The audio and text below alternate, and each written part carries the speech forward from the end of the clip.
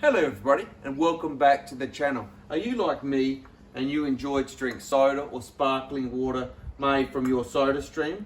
But like me, are you surprised at the cost for a refill cylinder for the gas of between $20 and $22? Well, if you are, watch on because I'm going to show you how you can refill this cylinder yourself for as little as $1. Well, folks, I have purchased a big bottle and an adapter so that I can refill these Sodastream bottles myself for $1 per refill. So let's get into it and I'll show you how to do it. Alright, so it's actually really simple, but first things first, we should put some eye protection on because we're dealing with CO2 here and you don't want to have any of that CO2 go straight into your eye and potentially cause a problem with your eyesight. So first thing we want to do is to get a 5mm Allen key, and what we want to do is we want to remove this little safety device in the cylinder, so just screw that out. Now, this cylinder you should just purchase from your local beer brewing shop because then you ensure that you're actually getting food safety CO2. And I paid around $100 for this cylinder full of gas, 7 kilos of gas. But once you actually own this cylinder, a refill from your brew shop of 7 kilos will cost you around $20. Now, 7 kilos of gas divided by 400 grams in each cylinder, you can do the maths, but roughly that's going to equate to about 20 fills. And that's why it works out long term at about $1 per fill. Now, once we've got that, the safety device out, what we want to do is we want to screw the adapter onto the CO2 cylinder, just like this. I'll put a link in the description of where you can purchase that adapter, and then we want to screw the Sodastream cylinder onto the adapter. Now, importantly, what I've actually done to ensure that I get a maximum fill is I've actually had this sitting in the freezer for 2 hours, and that's going to allow the liquid to flow through better. So just screw that on, just like that. You can see I'm screwing it on there, hand tight. And then we tip him upside down because these cylinders don't have a dip tube. So upside down like that, and that's because we want the liquid to flow from the large cylinder to the small cylinder. Now, I will just point out one further thing. You can see on these adapters that they do have this little threaded relief. Now that is there so that it will release the excess gas if you activate the shut-off valve in the cylinder. Reality is I don't use that at all, and I'll show you in a little bit. I just carefully release the gas into the cylinder. So let's do that now. So with the large cylinder inverted, we just want to switch it on just fractionally. And you can hear straight away the gas flowing into the little cylinder. Now this is going to take about 1 minute to transfer. So you just let that go until it stops transferring. But what I want to show you is if you turn this on too far, what's going to happen. So I've done that now. Turn that on too far. I've opened that tap up fully. And so I'm just going to close it off now because it's actually stopped flowing the gas through. Now, the reason that does that is there's a pin on the cylinder. It's a little safety device. And if that activates, what you want to do, you could just undo this thumb screw.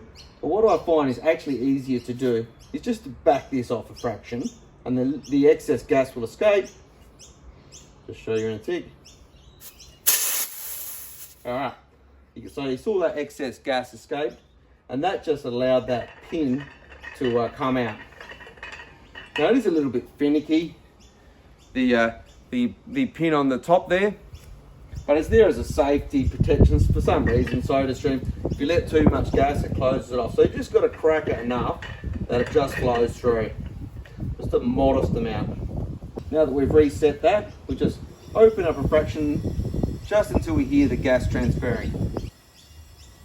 And we're just going to leave that transferring for about a minute.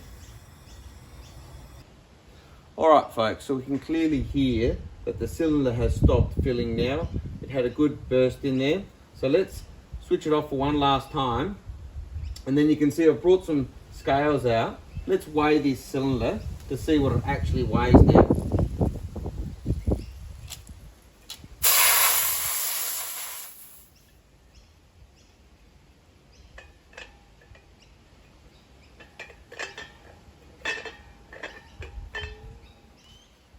Alright, let's grab those scales. pop them down here. Switch that on. All right, so we can see that is clearly reading 1134, 1135. Now, if we have a look on the bottle, we can see that it's actually stamped. I'll just get you in close so you can actually read it. So 0.76 kilograms is the empty weight of the bottle.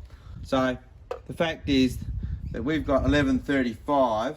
So effectively, if we were measuring at 1160, we'd have our full 400 grams.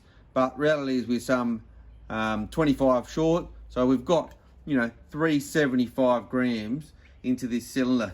So in literally a couple of minutes of our time, we've actually managed to refill this Sodastream cylinder at home at our own convenience for only $1 of consumable product. In the end, you can get this whole setup for about $100, $120 because it's $20 for that adapter.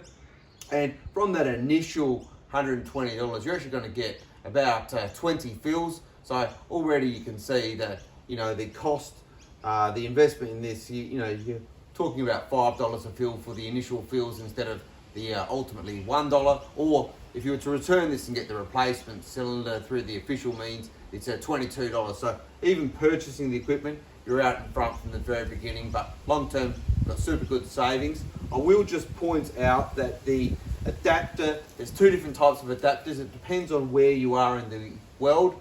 If you are in America and Canada, you need to get what's called a GA320 adapter, and that has a 21mm fitting on the bottles, which you can purchase from your local stores. However, if you're in Europe or Australia like myself, it's a DIN 477 adapter, and that's a 22mm adapter connector to the bottle.